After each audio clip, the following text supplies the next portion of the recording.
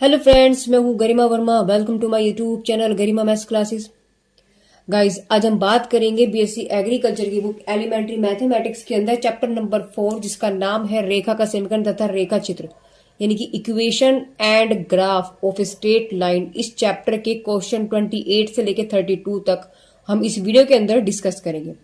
Guys, इससे पहले कि जितने भी क्वेश्चंस हैं या और अदर जितने भी चैप्टर्स हैं, उन सब की वीडियोस हम लोगों ने बनाई हुई हैं और वो सभी वीडियोस आपको मेरे डिस्क्रिप्शन बॉक्स में मिल जाएंगे। साथ में आप हमारे टेलीग्राम से जुड़ सकते हैं, जिसका लिंक मैं आपको हमारे डिस्क्रिप्शन बॉक्स में दे रही हूँ। तो प्लीज गाइस, आप हमसे जुड़िए।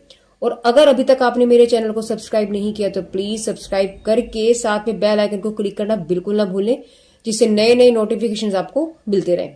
तो चलेगा, स्टार्ट करते हैं आज की इस वीडियो को। क्वेश्चन नंबर 28 देखिए। 28 में इसने क्या बोला है? 28 में इसने हमसे बोला है कि यदि मूल बिंदु से सरल रेखाओं ये और ये, यानी दो सरल रेखाएं हमें दे दी है, एक तो ये वाली दे दी है ना, यानी एक तो ये सरल रेखा है आपकी और एक सरल रेखा है ये। इस पर डाले गए लंबों की लंबाई P1 P2 है, तो सिद्ध करना है कि ये बराबर ये होगा। कितना सिंपल क्वेश्चन है, लेकिन सिर्फ एक बार समझना है कि बोला क्या है। इन्होंने बोला है कि यदि मूल बिंदु से सरल रेखाओं पर हम जो है लंब डालें जिनकी लंबाई P1 P2 है। देखो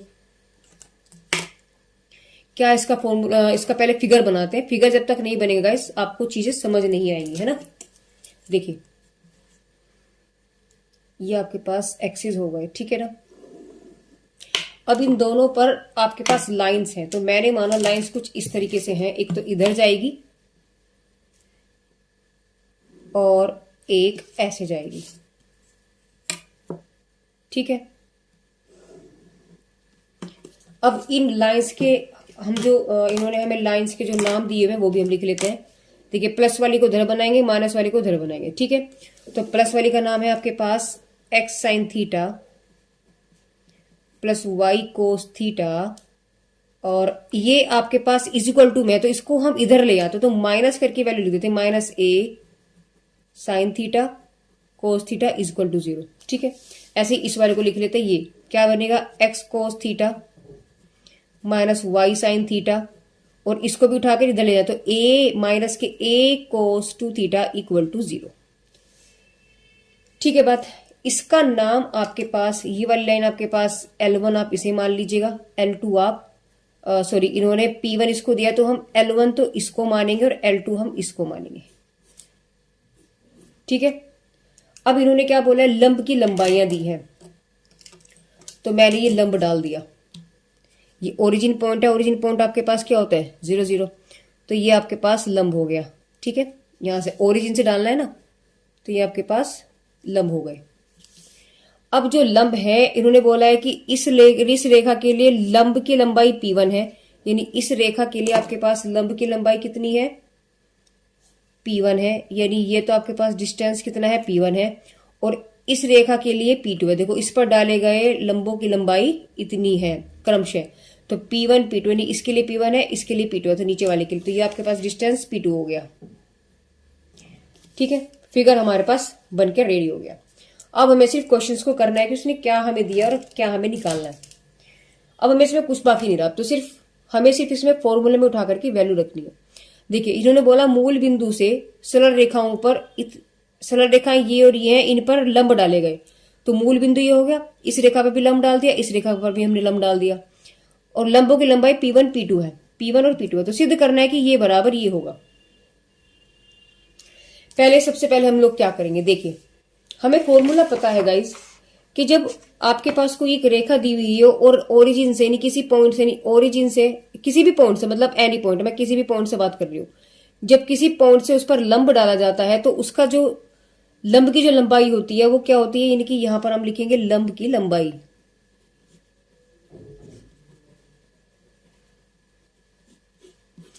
ax1 plus by1 plus c upon under root a square plus b square. x1 y1 क्या होते हैं? ये पॉइंट होते हैं। तो यहां से हम लोग क्या लिख सकते हैं? देखिए, लिखेंगे कि हम जानते हैं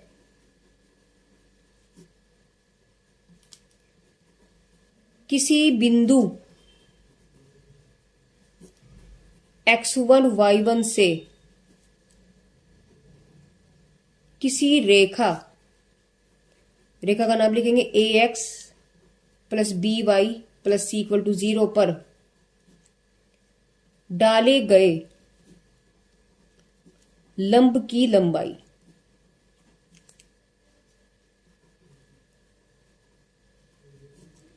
क्या होती है आपके पास लंब की लंबाई? मैंने माना लंबाई आपके पास डिस्टेंस है वो, तो डी मैंने माना डिस्टेंस हो गया। क्या होता है? Modulus of ax1 plus by1 plus c upon आपके पास under root a² plus b² होता है।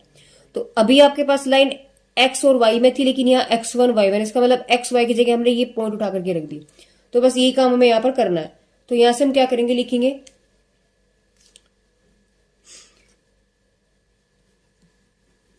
रेखा L1 की मूल बिंदु यानी 0 0 से दूरी। तो इस पर आपके पास फॉर्मूला क्या लग जाएगा? डिस्टेंस कितना है हम पहले यहां लिख लेते हैं कि d बराबर हमारे पास क्या है। देखिए d बराबर तो P1 है जो दिया है, और x1 y1 पॉइंट्स क्या है आपके पास? 0 0। तो फॉर्मूला क्या बन गया आपके पास? यानी P1 बराबर, तो लिखेंगे यहां सूत्र से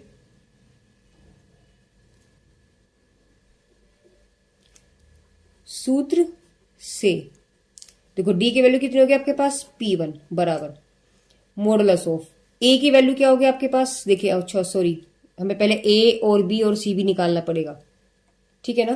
तो ठीक है, पहले हम a b c निकाल लेते। देखिए रेखा L1 क्या आपके पास लिखते हैं? x sine theta plus y cos theta minus a sine theta cos theta equal to 0, ठीक है?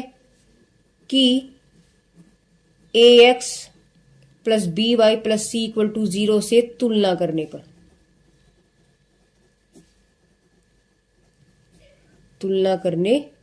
तो अब हम यहां से क्या देखते हैं? देखिए a x का कोफिशिएंट, तो x का कोफिशिएंट d निकल गया, ठीक है ना? तो यहां से हम क्या लिखेंगे? a बराबर आपके पास क्या है? Sign theta.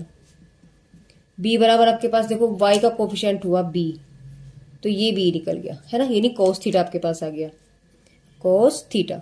और लास्ट में बचता है आपके पास c। तो देखो ये c ही तो हो गया, c में कुछ है ही नहीं, तो यहाँ ना x है ना y है, तो क्या निकल गया? माइनस है तो माइनस में लिखेंगे minus a sine theta cos theta. बस अब आप इस फॉर्मूले में उठाओ और रख दो वैल्यू। तो x1 y1 ये होगी, d की वैल्यू ये होगी, और a b c ये हो गए। तो अब लिखेंगे सूत्र से, तो सूत्र से P1 बराबर, यहां जब हमने वैल्यू रखी a की वैल्यू कितनी है आपके पास? साइन थीटा, और x1 कितना है आपके पास? 0, b की वैल्यू कोस थीटा, x और y1 कितना है आपके पास? 0, तो 0 लगाया, और प्लस c है तो माइनस हो गया आपके पास a sine theta cos theta का मॉडुलस अपॉन में a² प्लस b², तो यानी कि sine square theta plus cos square theta का अंडर रूट, ठीक है? अब यहां से हम लोग देखे क्या करेंगे, तो ये वैल्यू 0, ये वैल्यू 0, आपके पास सिर्फ क्या बचेगा? मॉडुलस ऑफ माइनस का a sine theta cos theta upon under root में वैल्यू आ गई 1, लिखेंगे सिंस, आप लिख लीजिएगा क्या, हमें पता है कि sine square theta plus cos square theta, इसकी वैल्यू कितनी होती है? 1 होती है, तो वैल्यू 1 निकल गई। यानी यहां से आपके पास जो P1 वैल्यू बन के आई है, यानी P1 ने वैल्यू क्या दे दी? ये मॉडुलस से कोई वैल्यू बाहर आती है तो पॉजिटिव हो जाती है, तो आपके पास बचा a sine theta cos theta, ये आपके पास P की वैल्यू आ गई, मतलब ये आपके पास P1 बन गया, ठीक है? ये आपके पास P1 आ गया। अब क्या निकालेंगे? P2।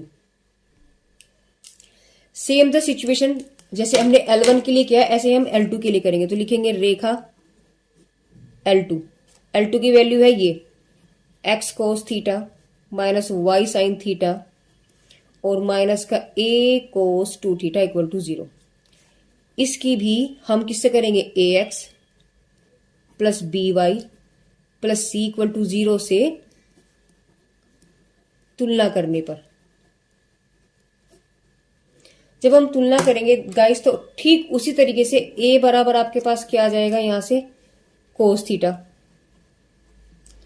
b बराबर देखो b ये है और b आपके पास माइनस का साइन, ठीक है, और c बराबर आपके पास देखो प्लस है तो लेकिन यहां माइनस, तो माइनस का a कोस 2 थीटा, ठीक है। और x1 y1 यही है और यहां से लिख लीजिएगा x1 y1 तो क्योंकि मूल बिंदु से निकाल रहे हैं तो 0 0 होगा और d2 आपके पास b2 यानी d की वैल्यू आपके पास b2 है। फॉर्मूले में उठाओ वैल्यू रख दो, तो लिखेंगे सूत्र से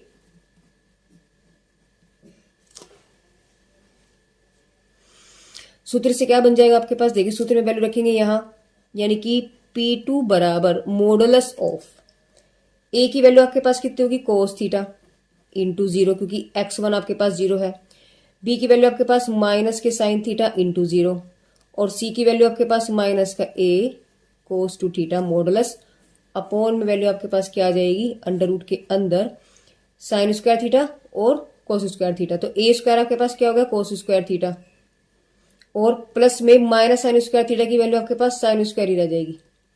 तो फिर भी हम इसको ऐसे लिख लेते हैं, देखो छोड़ो क्योंकि माइनस है इसका स्क्वायर करेंगे आप प्लस ही हो जाएगा, तो यहां से आपके पास वैल्यू P2 बराबर क्या बन जाएगा, देखिए ये वैल्यू तो 0 होगी ये भी 0 होगी, क्या बचा आपके पास सिर्फ मॉडुलस ऑफ माइनस का a कोस 2 थीटा, लिखेंगे सिंस क्योंकि इसकी जो वैल्यू हुई यानी कि कोस square theta plus sign square theta, इसकी वैल्यू कितनी होगी आपके पास 1, तो आप चाहे तो भूल लेना इसलिए इसको नीचे 1 ऐसे लिख देते हैं, ठीक है।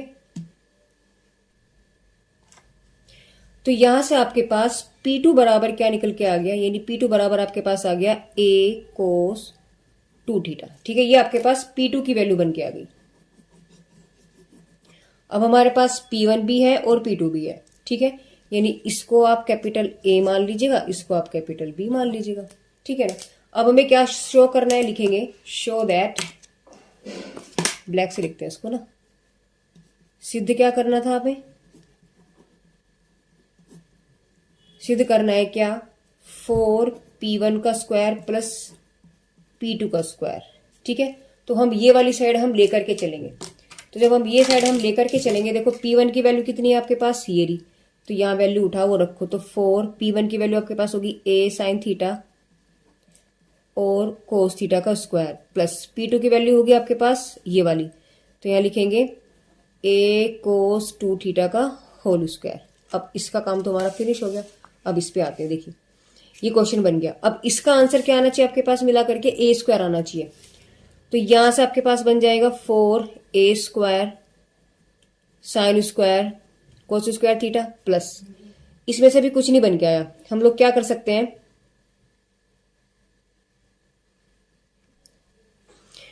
और यहां से वैल्यू आपके पास बन गई a square cos square 2 theta, ठीक है।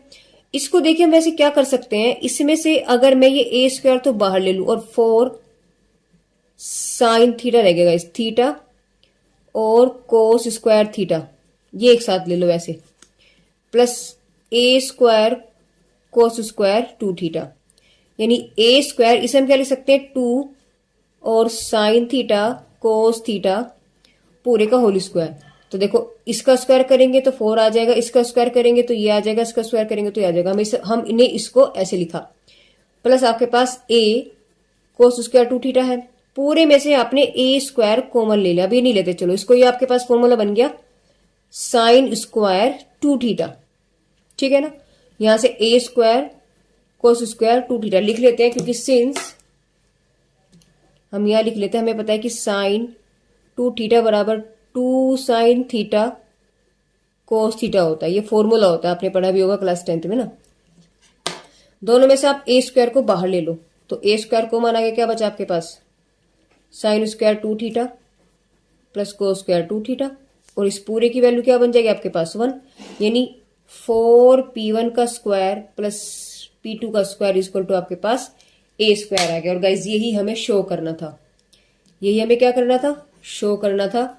अभी थोड़ा सा ये चीज समझते हैं कि ये अब हमने वैल्यू 1 कैसे लिख दी। देखो हमें पता है कि sine square theta plus cos square theta equal to 1, यानी थीटा तुम्हारे पास सेम हो, तो सेम इसी तरीके से आपके पास 2 थीटा की वैल्यू क्या होगी, तब भी आपके पास वैल्यू 1 होगी। थीटा आपके पास सेम होना चाहिए। तो ये आपके पास देखो सेम है, 2 थीटा 2 थीटा, तो दोनों की वैल्यू आपके पास, यानी यहाँ पर भी ये वाला रूल अप्लाई होगा। तो वैल्यू इसकी क्या बन जाएगी 1। तो बस लिखेंगे इति सिद्धम, यानी इट्स हैंस प्रूव। ये चीज हमें प्रूव करनी थी। ठीक है, बड़ा सिंपल सा क्वेश्चन था, कुछ नहीं था। क्या किया था हमने, पहले इस लाइन का डिस्टेंस निकाला इस फॉर्मूले से, ये निकल गया। इस लाइन का डिस्टेंस निकाला इसी फॉर्मूले से, हमारे पास ये निकल गया। फॉर्मूले में वैल्यू रख दी भाई, मूल बिंदु से था तो x1 y1 हमारे पास 0 0 हो जाएंगे, a b c इसी के कोफिशिएंट निकल जाएंगे। उठा करके वैल्यू फॉर्मूले में रखी, p1 निकल गया। सेम उसी तरीके से हमने p2 को निकाला, ये निकल गया। अब इसमें उठाई वैल्यू रख दी p1 p2 की। जब हमने p1 p2 रखा तो यहां से आपके पास ये a स्क्वायर बाहर निकाल दिया और 4 को अंदर ले गए, ये बन गया आपके पास 2 sin थीटा cos थीटा। अब ये फॉर्मूला बन गया sin स्क्वायर थीटा। अब दोनों में से a स्क्वायर बाहर लिया, this is the make of क्या, sin square 2 theta plus cos square 2 theta. तो वैल्यू क्या बन गई आपके पास इसकी 1। तो आंसर क्या आ गया आपके पास सीधा a स्क्वायर, और ये हमें शो करना था। ठीक है, चलिए क्वेश्चन नंबर, अब चलते हैं 29 पे। देखिए गाइस, क्वेश्चन नंबर 29 में इसने क्या बोला, 29 में इसने हमसे कहा है कि दोनों अक्षों के बीच कोणों के अर्धक के समीकरण। तो देखिए आपके पास थोड़ा सा पहले फिगर बनाते हैं और फिर हम इसको समझते हैं। देखिए दोनों अक्षों के बीच, तो दोनों अक्षों के बीच में एंगल कितना है आपके पास, यही तो एंगल होगा। तो इस एंगल का हाफ, तो हमने दोनों अक्षों के बीच कोणों के अर्धक का,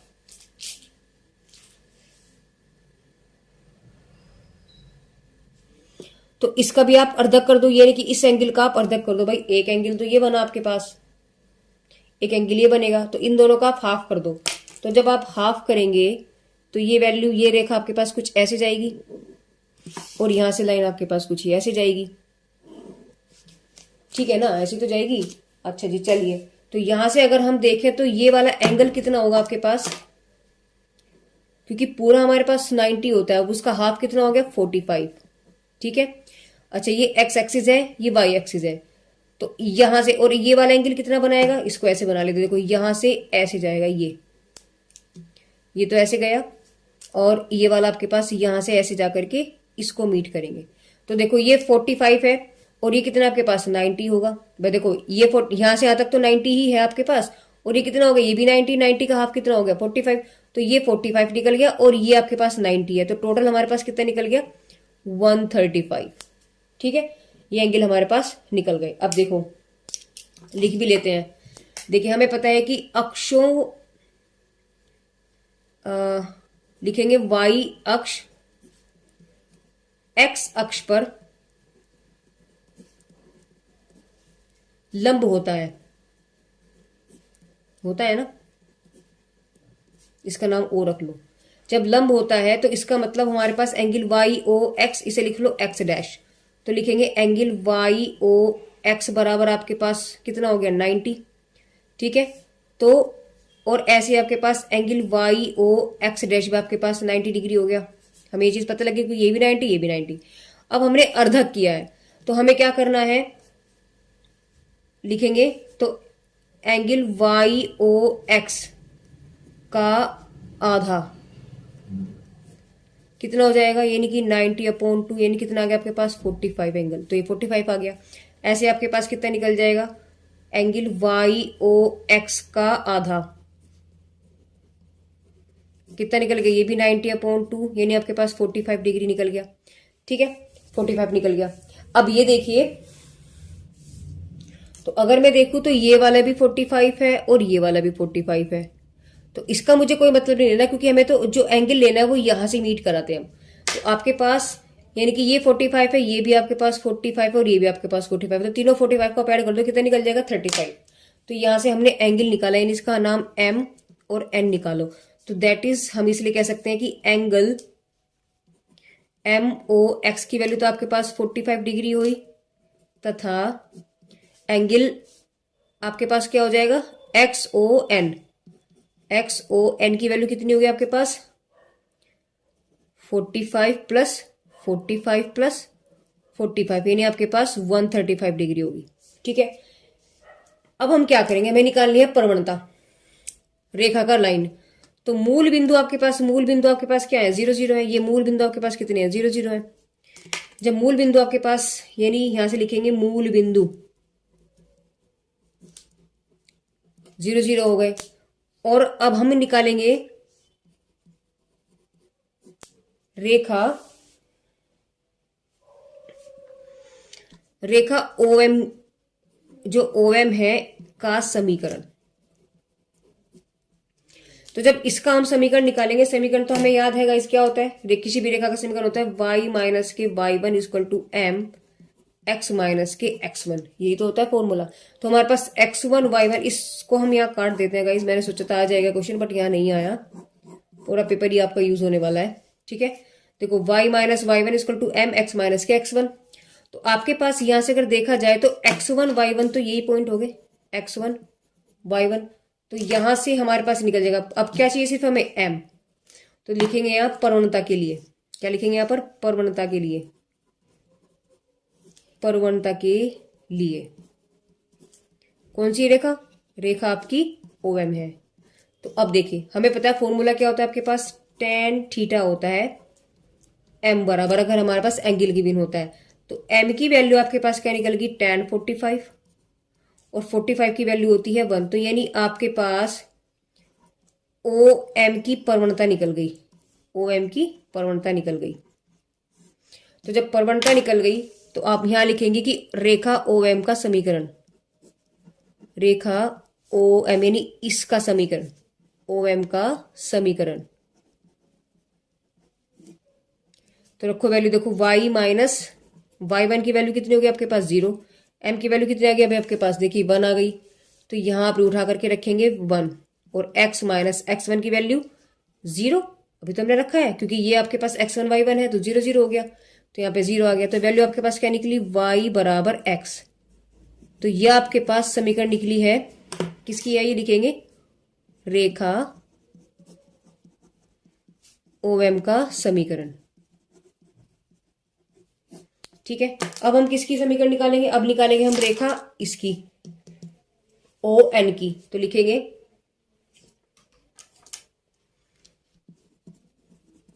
रेखा ON का समीकरण, समीकरण तो वही होता है क्या, y minus y1 m x minus के x1, और यहां से हमारे पास x1 y1 तो सेम वही रहने वाले हैं, हमें सिर्फ क्या चाहिए m। तो लिखेंगे ON की परवणता, यानी m बराबर होता है, हमें पता है कि tan थीटा। तो m बराबर tan कितना आ गया आपके पास, देखिए ON क्या एंगल बना रहा है आपके पास, टोटल 135। अब 135 की वैल्यू कैसे निकाले, देखिए और इसे लिखेंगे हम tan 180 माइनस 45, ठीक है। तो m बराबर आपके पास बनेगा माइनस के tan 45। अभी बहुत बड़ी चीज है ऐसे फॉर्मूला आपको याद रखने पड़ेंगे। फिलहाल आप यहाँ इसको मैं कह सकते हो कि रट सकते हो, क्योंकि इसको समझने के लिए आपको पूरा चिट्ठा समझना पड़ेगा, वो बहुत लंबा प्रोसेस है। तो आप यहां से लिख सकते हो कि m 180 मान, यानी आप इसकी डायरेक्ट वैल्यू आप -1 याद रख लो। तो m बराबर आपके पास क्या आ जाएगा, माइनस के 1। तो ये आपके पास क्या निकल गया, ये आपके पास ON की परवणता है। अब हमें क्या निकालना, सिर्फ रेखा का समीकरण। तो लिखेंगे रेखा ON का समीकरण। तो ON देखो y minus y1, y1 value आपके पास देखो x1 y1 0 ही है, तो 0 यहाँ बन गया -1 x माइनस 0। तो यानी y बराबर आपके पास क्या आ गया, माइनस के x। तो ये क्या आपके पास रेखा ON का समीकरण, रेखा ON का समीकरण। तो इस तरीके से अगर हम कहें तो हम आंसर क्या लिख सकते हैं इसका, कि दोनों अक्षों के बीच कोणों के अर्धक का समीकरण लिखेंगे कि दोनों अक्षों के बीच कोणों के अर्धक का समीकरण क्या बन जाएगा आपके पास, y बराबर देखो यही लाइन प्लस भी है और ये लाइन आपके पास माइनस भी, तो प्लस माइनस x। ये आपके पास फाइनल आंसर होगा। देखो क्या किया मैंने, हमने कुछ नहीं किया, समझिए आप एक बार फिर से। भाई आपके पास इन्होंने बोला था जो अक्ष है उनका अर्धक निकालो, तो इस अक्ष का अर्धक आपके पास OM हो गया, इसका आपके पास ON हो गया। OM तो सीधा है, एंगल हमेशा हम एक्स की पॉजिटिव डायरेक्शन से निकालते हैं, एक्स की पॉजिटिव डायरेक्शन से निकालते हैं। तो ये वाला जो OM है ये तो इतने एंगल बनेगा 45, क्योंकि पूरा 90 है, तो ऑफ हो जाएगा आपके पास 45। और अगर मैं इसकी बात करती हूँ तो ये पूरा यहां से लेके यहां तक काउंट होगा, तो यहां से यहां तक तो 90 ही है, और 90 प्लस कितना हो गया आपके पास 45, तो 90 प्लस 45 आपके पास डायरेक्टली कितना निकल जाएगा 135। ठीक है, तो ये आपके पास 135 निकल गया। अब इस रेखा की आप प्रवणता निकाल लो। तो प्रवणता निकालने के लिए हमें पता है m बराबर tan थीटा फॉर्मूले से निकलता है, तो 45 यानी आपके पास 1 निकल गई। अब 1 निकल गई तो जब आपके पास रेखा का समीकरण क्या होता है, y minus y one m x minus x1 x1 y1 0 0 है, क्योंकि बिंदु तो एक ही मूल बिंदु से निकालना है। और m की वैल्यू हमने जब निकाली तो बनाई, उठा करके वैल्यू जब मैंने यहाँ रखी तो समीकरण निकल गया। सेम द प्रोसेस ON के लिए मैंने किया। आपके पास एंगल 135 है, आप डायरेक्टली चाहे तो उसकी वैल्यू यहाँ -1 रख दो, कोई दिक्कत नहीं, आपको याद होना चाहिए। आप 135 की वैल्यू क्या रखेंगे, डायरेक्ट -1, तो m बराबर -1 आ गया, तो ON की प्रवणता निकल गई। पॉइंट वही है हमारे पास x1 y1 0 0, क्योंकि 0 से निकालना है। तो y माइनस वाई वन यानी y1 0 हो गया, x1 0 हो गया, वैल्यू रखी, आपके पास y बराबर -x। तो कोणों का जो अर्धक है, अर्धक का समीकरण क्या निकल गया, y बराबर यही चीज आपके पास x माइनस में है और x प्लस में है, तो आपके पास निकल गया y बराबर +-x। ठीक है, चलिए क्वेश्चन नंबर 30 की तरफ चलते हैं। देखिए क्वेश्चन नंबर 30 में इन्होंने क्या बोला है, 30 में इन्होंने बोला है आपसे कि उस सरल रेखा का समीकरण आपको ज्ञात करना है जो अक्षों में तो समान हो। ठीक है, यानी अक्षों पर जो उसका कटा हुआ जो अंत्यखंड है वो समान दूरी हो, यानी कि सबकी उनकी डिस्टेंस एक जैसी हो। जैसे अगर x पर काट रहा है 1 तो y पर भी 1 काटेगा, अगर x पर काट रहा है 2 तो y पर भी 2 ही काटेगा, अगर x पर काट रहा है a तो y पर भी आपके पास वो a ही काटेगा। ठीक है ना, ऐसे ही। लेकिन चिन्ह उनके विपरीत है और बिंदु इतने से होकर के वो जाती है। तो कितना सिंपल क्वेश्चन उन्होंने दिया है, उन्होंने क्या बोला है वो समझो। अंतःखंड काटती है, तो पहले अंतःखंड काटने वाला फिगर तो आपको याद होना चाहिए गाइस, किस तरीके से होता है। तो ये आपके पास एक्सिस बन गए, ठीक है, ये आपके पास x एक्सिस है और ये आपके पास y एक्सिस है, यहां से O यानी ओरिजिन हो गया। अब अंतःखंड काटते, इसका मतलब लाइन या तो ऐसे जाएगी या ऐसे जाएगी। अब इसने क्या बोला है, विपरीत चिन्ह, तो एक चिन्ह तो आपके पास इधर है, देखो पॉइंट ये भी तो है -2 4, तो -2 4 कहां बैठेगा आपके पास, x की वैल्यू -2 यहाँ 4 यहाँ, तो लगभग यहाँ कुछ बैठेगा आपके पास। तो इस लाइन से, इस पॉइंट से होती हुई लाइन जाएगी आपके पास, तो इस लाइन से इस पॉइंट से होती हुई लाइन जाएगी, तो आप इससे आप ऐसे खींचेंगे ये चीज। ठीक है, ये लाइन आपके पास गई है, तो ये पॉइंट आपके पास कितना है -2 4, तो ये आपके पास वो लाइन हुई। अब इन्होंने क्या बोला कि अंतःखंड अक्षों में तो समान है, दैट मीन्स आपके पास ये जो डिस्टेंस है a है और ये भी आपके पास a है, लेकिन चिन्ह विपरीत है। तो अगर ये पॉजिटिव है तो ये क्या हो गया आपके पास माइनस हो गया, सिंपल सी बात है। ठीक है, अब हमें ये चीज पता है कि जो अंतःखंड का समीकरण होता है वो क्या होता है, हमने आपको बताया था अंतःखंड का समीकरण क्या होता है।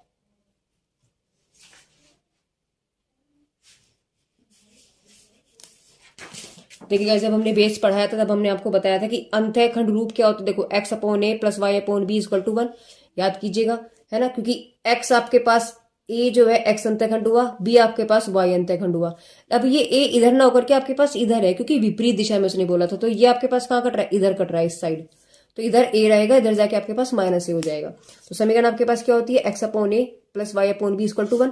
तो हम क्या लिखेंगे, अंतःखंड रूप क्या होता है, लिखेंगे अंतःखंड रूप क्या होता है, x/a + y/b = 1, समीकरण नंबर A।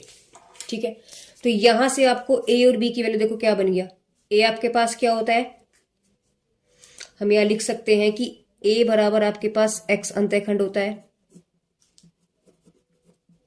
और b क्या होता है आपके पास y अंतःखंड होता है। तो अगर हम यहां से देखें तो आपके पास x अंतःखंड कितना है, -a, b कितना है आपके पास यानी a, समझ में आई बात। तो यानी ये हमें पता है ये डिस्टेंस कितना होता है b और ये डिस्टेंस होता है आपके पास a। अब ये वाला डिस्टेंस होता है a, लेकिन ये आपके पास क्या होगा -a, ठीक है ना। तो वो आपके पास यानी a की जगह आप a रखेंगे, b की जगह आप वो a की जगह आप -a रखेंगे और b की जगह आप क्या रखेंगे a। तो आप लिखेंगे put a is equal to minus a and b is equal to a in equation capital A। तो इसमें जब उठा करके रखेंगे तो x अपॉन आपके पास माइनस ए हो गया, y अपॉन आपके पास a हो गया इक्वल टू 1। जब मैंने इनका एलसीएम लिया तो आपके पास माइनस का a है ना, और ये माइनस का ए नहीं, आप इसको प्लस कर लीजिए, माइनस एक्स कर लो और प्लस वाई ले लो इक्वल टू 1, यानी minus x plus y equal to a. इसे मानेंगे समीकरण नंबर 1। अब इस रेखा का जो समीकरण निकल के आया वो ये आया सोल्व करने के बाद। अब हमें पता है कि ये किस पॉइंट से होकर के जा रहा है, इस पॉइंट से, ये जो रेखा जा रही है इस पॉइंट से होकर के जा रही है। हमें पता है कि इस किसी भी लाइन पर जो जो पॉइंट होते हैं वो पॉइंट उस रेखा को, उस लाइन की इक्वेशन को संतुष्ट करते हैं। तो इसका मतलब ये वाले पॉइंट इसको संतुष्ट करेंगे। तो हम लोगों ने क्या किया, इसका मतलब क्या होगा कि ये पॉइंट इसको संतुष्ट करेंगे। तो हम क्या लिखेंगे, लिखेंगे सिंस, यानी कि क्योंकि रेखा minus x plus y equal to a बिंदु -2 4 से होकर जाती है।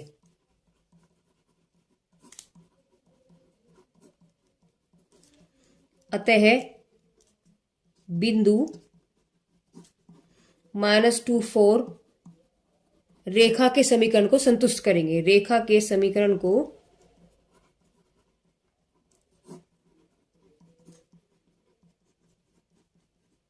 संतुष्ट करेंगे। ठीक है, तो इसका मतलब क्या करेंगे, उठा करके वैल्यू हम इसमें रख देंगे। तो यानी आपके पास x बराबर -2 y बराबर 4 समीकरण नंबर 1 में रखने पर,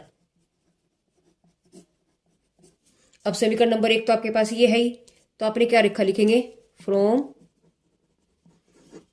1। तो -x plus y equal to a था, यानी -2 प्लस 4 इक्वल टू ए, यानी a बराबर आपके पास कितना निकल गया 6, यानी यहां से हमारे पास a की वैल्यू कितनी निकल गई 6। अब इस a का मान हम समीकरण नंबर 1 में रख देंगे। तो लिखेंगे a बराबर 6 समीकरण 1 में रखने पर। तो क्या बन गया आपके पास -x plus y equal to 6, और यही इस रेखा का समीकरण होगा। बस निकल गया आंसर, हो गया आपका काम पूरा, कुछ भी नहीं किया। क्या किया हमने, हमें पता है अंतःखंड वाली समीकरण थी, अंतःखंड की समीकरण ये होती है। अब अंतःखंड में इन्होंने एक्सिस को तो समान बोला था लेकिन विपरीत चिन्ह में बोला था, तो b की वैल्यू a रख दी, a की वैल्यू -a रख दी, उठा करके यहाँ समीकरण बन गई। अब ये समीकरण इस बिंदु से होकर के जा रही, तो एक्स वाई इसमें रख दो, a निकल जाएगा, a उठा करके फिर यहीं रख दो, बन गया समीकरण, हो गया क्वेश्चन। ठीक है, चलिए क्वेश्चन नंबर 31 पे चलते हैं। क्वेश्चन नंबर 31 क्या कहता है, 31 आपसे कहता है कि बिंदु 14 और 5। क्वेश्चन नंबर 31 आपसे क्या कहता है, कहता है कि बिंदु 14 5 से होकर जाने वाली उस रेखा का समीकरण आपको निकालना है।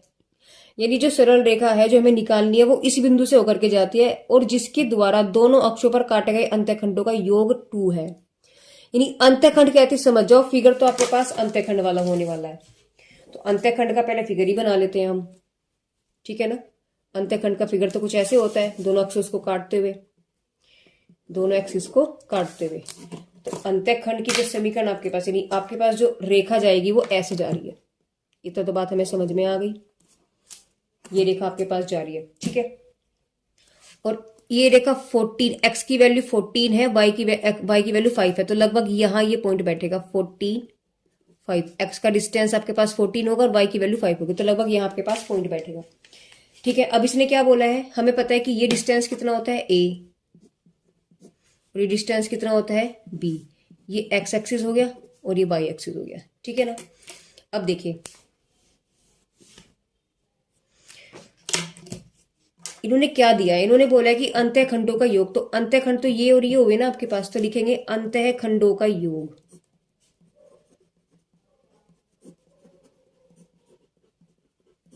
क्या दिया उन्होंने, a प्लस b की वैल्यू उन्होंने 2 दे दी, समीकरण नंबर हमने 1 मान लिया, यहां से b की वैल्यू निकाली 2 माइनस a। ठीक है, अब हमें पता है कि अंतःखंड जो है, अंतःखंड रूप अभी लास्ट क्वेश्चन में हम लोगों ने लिखा था, अंतःखंड रूप क्या होता है, लिखेंगे अंतःखंड रूप क्या होता है आपके पास, अंतःखंड रूप x अपॉन a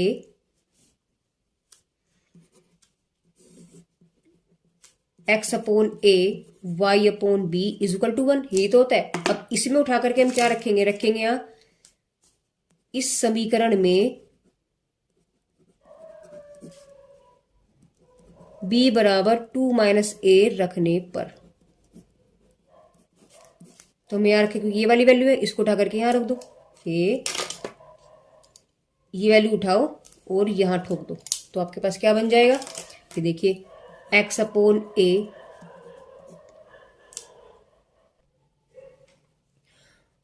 और 2 minus a is equal to 1। ठीक है, अब इनका आप एलसीएम ले लो। जब आप एलसीएम लेंगे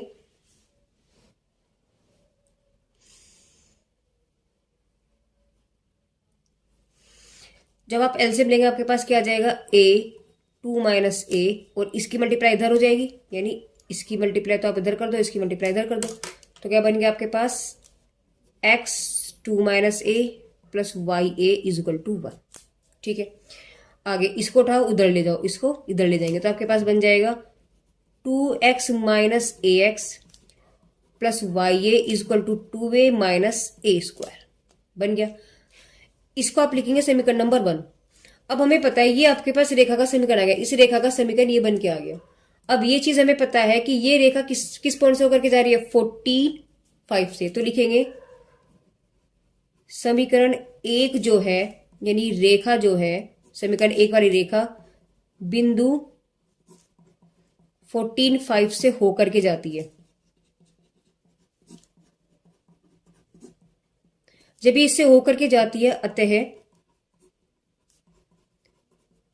बिंदु 14 और 5 समीकरण 1 को संतुष्ट करेंगे। अभी लास्ट क्वेश्चन में ऐसे तो भी लिखा था हमने, तो जब संतुष्ट करेंगे तो हम क्या करेंगे, x बराबर 14 y बराबर 5 समीकरण नंबर 1 में रखने पर।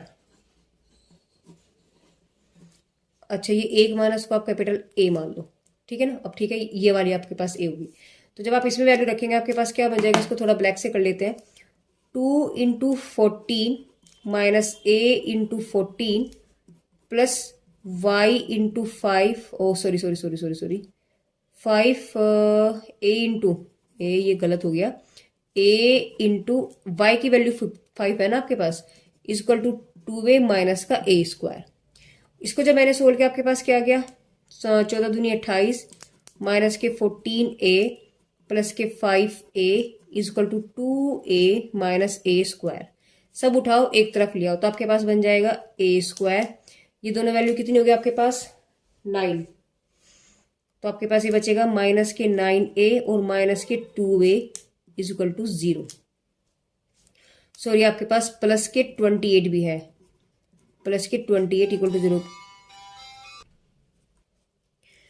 देखिए फिर से एक बार रिपीट कर ले, कहीं कुछ मिस्टेक ना हो जाए, क्योंकि अगर एक थोड़ा सा मिस्टेक हो तो गाइस आगे तक प्रॉब्लम बन जाती है। देखिए ये 28 हो गया, ये आपके पास हो गया 14a, यहाँ हो गया 5a प्लस के, और ये 2a माइनस ए स्क्वायर। इस पूरे को उठा करके हम इधर ले आए, तो देखिए माइनस का 14 प्लस का 5 यानी माइनस का 9 आपके पास बच जाता है, और ये 2a इधर आके माइनस हो गया, ए स्क्वायर इधर आके प्लस बन गया, प्लस के 28 हमारा बिल्कुल एग्जैक्ट सही है। तो आपके पास यहाँ से क्या बन जाएगा, ए स्क्वायर माइनस के 11a प्लस के 28 इक्वल टू 0।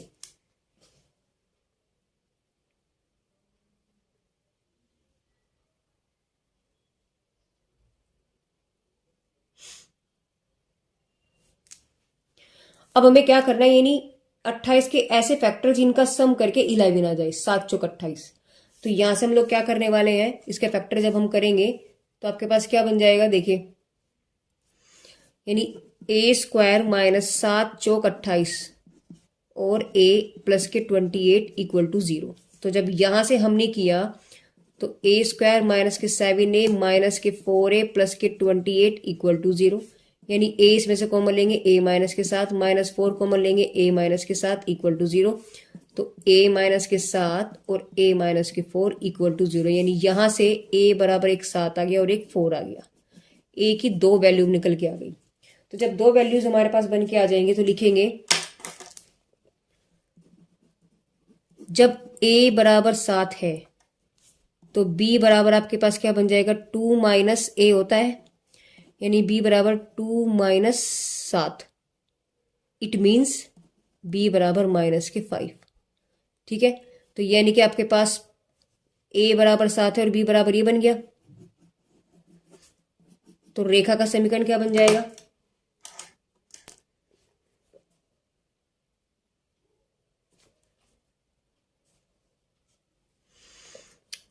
तो लिखेंगे रेखा का समीकरण, यानी इसको मान लो आप बी, समीकरण बी में रख दो वैल्यू, तो आपके पास क्या बन जाएगी देखिए, यानी x/7 plus y/-5 equal to 1। LCM जब मैंने लिया 35 आ जाएगा इसका एलसीएम 35। तो 5 इधर गया, यानी 5x माइनस के 7y is equal to 1। Implies that 5x minus के 7y और इज इक्वल टू 35। ठीक है, तो एक रेखा का समीकरण तो आपके पास ये बन जाएगा। अब अगर मैं a की वैल्यू आपके पास 4 लू, लिखेंगे जब a बराबर 4 है तो b बराबर 2 - 4, यानी b बराबर आपके पास माइनस, डायरेक्टली आपके पास क्या आ जाएगा 2। ठीक है, तो रेखा का समीकरण क्या बन जाएगा, इसी में वैल्यू रखेंगे। तो रेखा का समीकरण, यानी इस समीकरण नंबर बी में उठा करके हम रखेंगे। तो जब बी आप इसमें उठा करके रखेंगे आपके पास क्या बन जाएगा, x/a की वैल्यू 4 है प्लस y/b की वैल्यू -2 इक्वल टू 1। जब हमने इसका एलसीएम लिया क्या बन जाएगा 4। तो ये तो बन गया आपके पास x और ये माइनस यहाँ आ जाएगा 2y इक्वल टू 1, यानी कि x माइनस के 2y इक्वल टू 4। एक समीकरण आपके पास ये बन गया। तो हम यहां से क्या कह सकते हैं, आपके पास फाइनल आंसर क्या बनेगा देखिए, लिखेंगे जब a बराबर 7 b बराबर -5, तो समीकरण क्या है आपके पास, ये रहा 5x माइनस के 7y इक्वल टू 35। लिखेंगे जब a बराबर 4, ये रहा, और b की वैल्यू कितनी है -2, तो समीकरण क्या आ गया आपके पास, ये रहा x minus 2y equal to 4। तो फाइनल आंसर आपके पास ये बन के आ जाएगा, ये आपके पास आंसर होगा। ठीक है ना, समझ में आएगा आज मैंने क्या किया। देखो अंतःखंडों का योग दिया था हमें, अंतःखंड होते हैं ए और बी, इनका सम करके 2 आ गया, ऐसे बी की वैल्यू निकाली। अंतःखंड रूप होता है ये, तो ए की जो जगह ए ही है, बी की जगह उठा करके वैल्यू ये रख दी, एलसीएम लेकर के सोल्व किया तो ये समीकरण बन गई।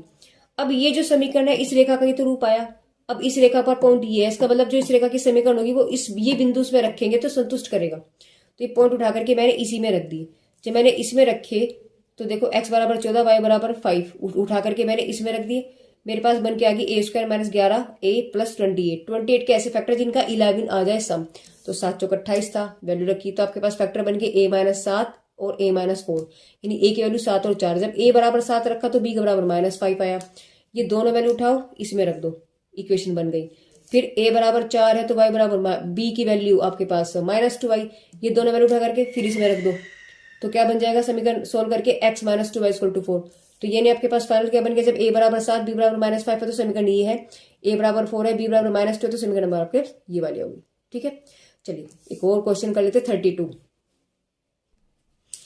क्वेश्चन नंबर जो 32 है देखिए, इसमें इसने क्या बोला, इसने बोला कि इन बिंदुओं को मिलाने वाली रेखा, इन बिंदुओं को मिलाने वाली रेखा, बिंदु इतने को मिलाने वाली रेखा को किस अनुपात में बांटती है। बस इतना सा काम है। देखिए क्या करना है, देखिए पहले इन बिंदु को मिलाने वाली रेखा और एक इन बिंदुओं को मिलाने वाली रेखा। तो इन बिंदुओं को मिलाने वाली रेखा आपके पास कुछ ऐसी बन जाएगी, यानी कुछ ऐसी रही होगी आपके पास ए, ये आपके पास लाइन है, यानी इसका एक पॉइंट तो आपके पास इसे ए मान लो, -3 4 है, ये दूसरा बी मान लिया तो 2 और 7 है। ठीक है, ये इन दो बिंदुओं से एक और रेखा जा रही जो इसको काट रही है कहीं पर। तो मैंने माना यहां से ऐसे कुछ काट गई, सीधी जा रही टेढ़ी जा रही हमें नहीं पता, बस काट रही है। तो इसका नाम रख दिया मैंने सी और डी। तो डी वाले पॉइंट आपके पास हो गया -16/53 और सी के पॉइंट आपके पास कितने बन जाएंगे, ये रे -3 16/5। समझ में आया। अब इसने क्या बोला है, किस अनुपात में बांट रही है। मैंने माना अनुपात आपके पास 1 और n मान लो। ठीक है, हमें ये चीज पता है कि फॉर्मूला जो, बस छोड़ो आप इस चीज को, आप यही समझ लिए तो आप कंफ्यूज हो जाओगे, ठीक है ना। अनुपात हमने एन, एन मान लो या इसको के मान लो, के भी ज्यादा अच्छा है, एन में दिक्कत हो जाएगी, ये मान लो के, ठीक है। तो हमें ये अनुपात निकालना है। देखो सबसे पहले हम क्या करेंगे, आपके पास अनुपात चाहे ये ले लो या ये ले लो, इन्होंने क्या बोला कि इसको मिलाने वाली रेखा, इसको मिलाने वाले रेखा खंड को, यानी ये वाली रेखा इसको किस भाग में बांट रही है। तो मैंने ये 1 मान लिया, या मैंने के माना। अब क्या करेंगे, देखिए इस पॉइंट का नाम रख लेते हैं पी, जहां ये कट रहा है, इन्हीं इंटरसेक्ट पॉइंट का नाम क्या हमने रखा, पी।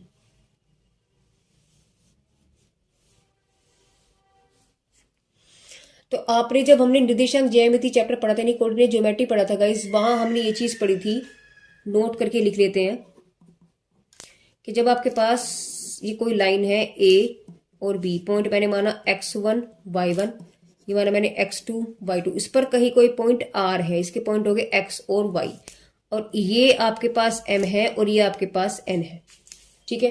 तो वहां आपके पास r के पॉइंट क्या होते थे,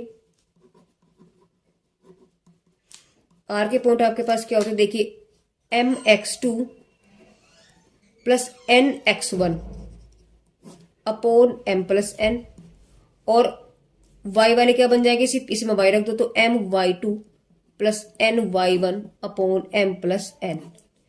ये आपके पास वहां हमने ये चीज पढ़ी थी, इंटरनली एक्सटर्नली, कुछ याद आपको हो तो, है ना, कि भैया अंतः रूप में काट रहा है या बाह्य रूप में काट रहा है, तो इस तरीके से था। तो ये आपका अंतः रूप में वाला था फॉर्मूला। तो ये वाली पॉइंट में आपके पास जो पॉइंट है, देखो अंदर ही आ रहा है, लाइन इस पॉइंट से तो होकर के जा रही है, तो वही पॉइंट आपके पास इस वक्त यहाँ है। तो हम लोग क्या करेंगे, यहां से बिंदु P के निर्देशांक इसके बेस पर निकालेंगे। तो लिखेंगे बिंदु P के निर्देशांक आपके पास क्या बन जाएंगे, देखिए m की वैल्यू कितनी है आपके पास 1, x2, देखो x1 x2 की अगर हम बात करते हैं, इसको मान लो आप x1 y1 और इसको हम मान लो x2 y2। जब हम वैल्यू उठा करके रखेंगे तो आपके पास क्या बन जाएगा, देखो x2 की वैल्यू कितनी है आपके पास 2 प्लस n की वैल्यू कितनी है आपके पास k, यहां से आप इसको ऐसे मान सकते हो, ये आपके पास m है और ये आपके पास n है, ठीक है। तो हमारी जब वैल्यू रखी, n की वैल्यू कितनी है आपके पास k, x की वैल्यू कितनी है, x1 आपके पास हो गया -3 अपॉन 1 प्लस के k, y की वैल्यू देखिए m की वैल्यू 1 है और y2 कितना है आपके पास 7 प्लस n की वैल्यू k है और y1 आपके पास हो गया 4 अपॉन 1 प्लस के k।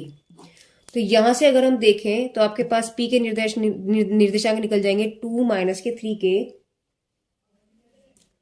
2 माइनस के 3k अपॉन 1 प्लस के k, 7 प्लस के 4k अपॉन 1 प्लस के k। ये p के बिंदु हैं, ये बिंदु P के निर्देशांक निकल गए आपके, मतलब ये वाला पॉइंट निकल गया आपके पास, ठीक है। अब देखिए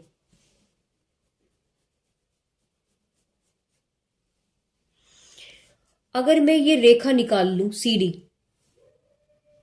ठीक है, उस रेखा का समीकरण अगर मैं निकाल दूं और उस मुझे पता है कि इस रेखा के समीकरण, इस रेखा पर ये पॉइंट है, तो ये वाला पॉइंट इस रेखा के समीकरण को संतुष्ट करेगा, तो वहां से मेरे पास k का मान निकल जाएगा, बस हो गया काम।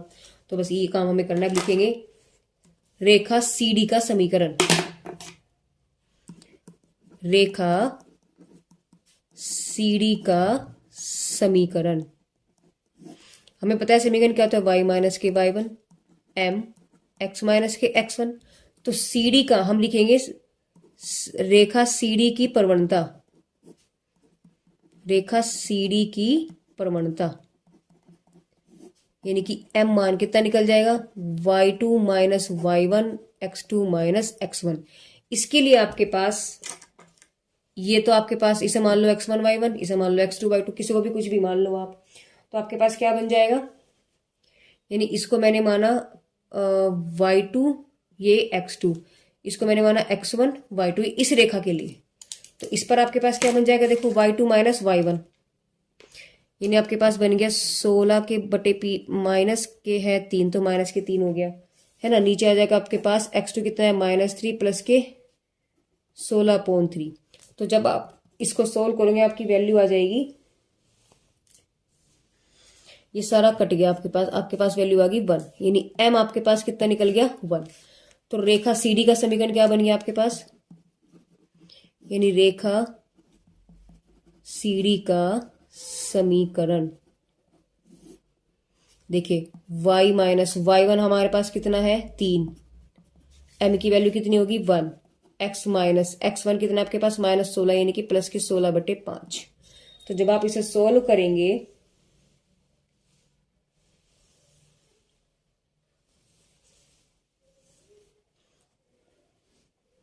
तो देखिए क्या हो जाएगा, आप इस x को उठा करके तो धर लिया हो, तो आपके पास हो गया माइनस के x प्लस के y 16/5 प्लस के 3। तो आप जब इसको सोल्व करेंगे माइनस के x प्लस के y आपके पास आ जाएगा, देखो 5 दिया 15/5, यानी आपके पास आ गया 31। हम क्या कह सकते हैं कि माइनस के x plus y equal to आ गया आपके पास 31/5। इक्वेशन नंबर इसको मान लेते हैं हम 1। अब ये जो समीकरण इसकी निकल गई, इसी पर पॉइंट आपके पास ये वाले पॉइंट है, तो हम क्या लिखेंगे, समीकरण नंबर 1 जो रेखा है यानी CD, वह बिंदु P से होकर जाती है।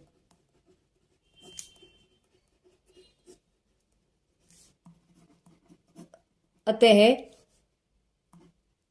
बिंदु P CD की समीकरण को संतुष्ट करेंगे। सिंपल सी बात है, बिल्कुल वही वाला स्टेप है जो पहले किया था, कि समीकरण को संतुष्ट करेंगे।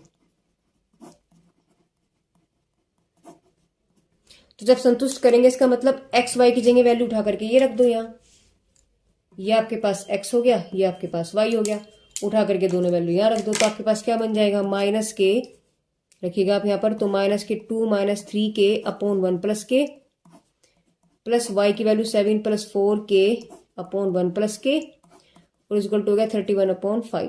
तो जब आप यहाँ से एलसीएम लेंगे, देखो एलसीएम तो दोनों का सेम है, तो वैल्यू यहाँ से क्या निकल गई आपके पास, एलसीएम आपके पास सेम है, यानी 1 प्लस के, तो माइनस के 2 प्लस के 3k और प्लस के 7 प्लस के 4k इक्वल टू आपके पास 31/5 आ गया।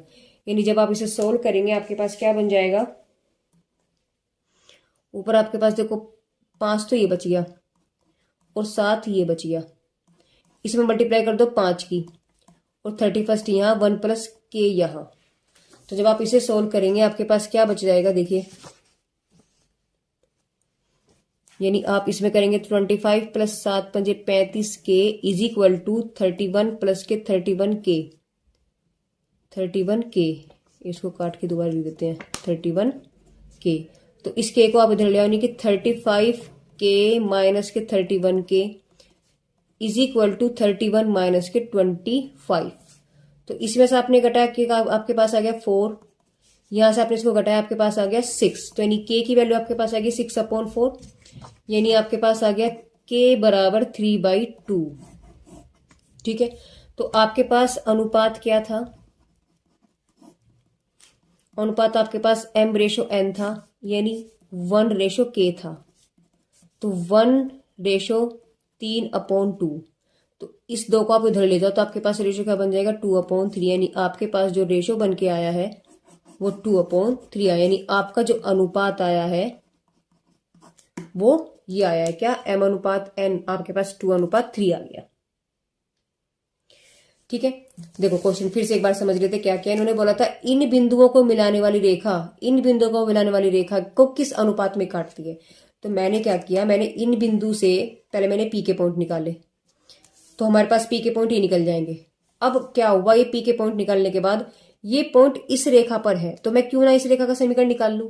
तो मैंने इस रेखा का समीकरण निकाला, y - y1 mx - के x1, तो x1 y1 तो ये पॉइंट हो गया, और m मैंने 2 पॉइंट से जाने वाला स्लोप से मैंने m की वैल्यू निकाल दी, उठा करके m रखा, ये पॉइंट रखे, सोल्व करने के बाद आपके पास रेखा का समीकरण, यानी इस रेखा का जो समीकरण आया है वो ये आया है।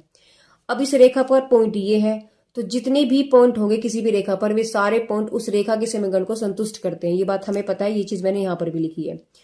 तो क्या करेंगे, ये एक्स और वाई बन गया आपके पास, यानी पी के जो पॉइंट है वो एक्स और वाई बन गया, उठा करके यहां रख दिया। जब मैंने यहां रखा, इसको मैंने सोल्व किया, आपके पास के की वैल्यू बन करके आ जाती है 3/2, यानी m बाई एन आपके पास रेशो था 1/k, के की वैल्यू 3/2 है। तो जब रेशो आया यानी आपके पास क्या बटेगा, 1/3/2 आ जाएगा, इसे उठा करके ऊपर ले जाओ तो 2/3 बन गया। तो ये आपके पास m बाई एन बन गया, बस हो गया सम। तो ये आपके पास रेशो हो गया, ठीक है। तो गाइस इस वीडियो के अंदर हमने क्वेश्चन 28 से लेकर के 32 तक हमने क्वेश्चंस को सोल्व किया है। तो गाइस आपको कोई भी प्रॉब्लम हो प्लीज कमेंट बॉक्स में कमेंट करके आप जरूर बताइएगा। और मेरी वीडियोस आपको कैसी लग रही है, मेरे मेथड आपको समझ में आते हैं, तो उसके लिए आप रेस्पॉन्स हमें जरूर दिया करें गाइस। तो guys thank you for watching my videos.